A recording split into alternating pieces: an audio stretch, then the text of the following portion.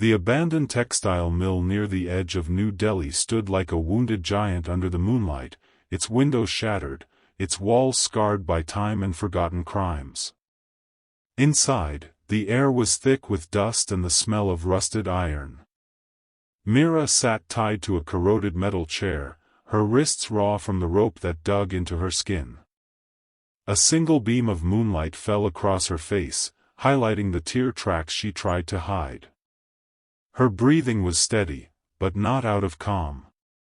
It was the kind of forced control one learns after being terrified for too long. Rudra Arya circled her slowly, each step echoing across the empty hall like a threat. His footsteps didn't hurry. They didn't falter. They enjoyed the space, enjoyed the fear, enjoyed her silence. He traced his finger along the edge of a rusted pipe, as though deciding which memory he wanted to break first. His voice came soft, almost affectionate, which made it even more chilling. "You chose him," he whispered, leaning close enough for her to feel his breath. "A man with nothing. A man who can't protect even himself." His knuckles grazed her cheek. "And you think he can protect you?" Mira swallowed the fear clawing up her throat. "I chose freedom," she murmured. "Something you don't understand." Rudra's expression sharpened, but he didn't strike her. He didn't need to.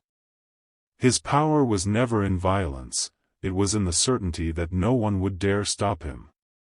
"Freedom is an illusion," he said. "Especially for women who forget their place." Before he could say more, the metal door at the far end of the mill slammed open with a force that shook dust from the ceiling. Rudra turned, surprised for the first time that night.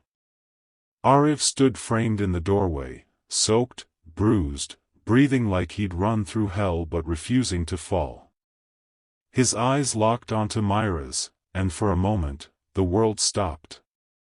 Mira's tears finally overflowed, not from fear this time, but from disbelief that he had come for her despite everything.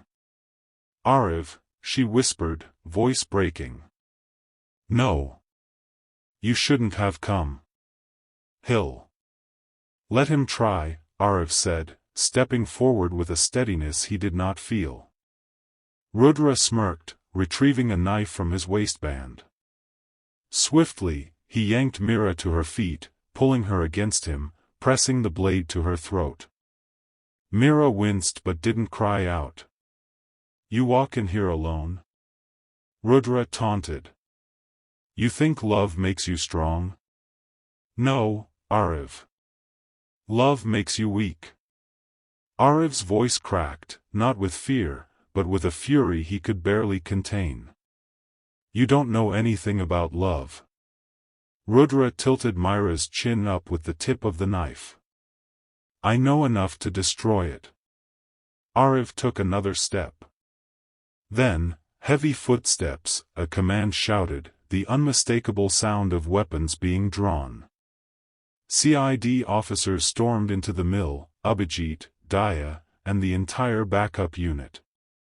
The lights snapped on, blindingly bright. Rudra stiffened, his grip tightening on Mira as the officers surrounded him with guns raised. "Drop the weapon, Rudra," Abhijit barked. Rudra laughed, a hollow, breaking sound. "If she's not mine." Aarav moved first. A blur of desperation, rage, and love.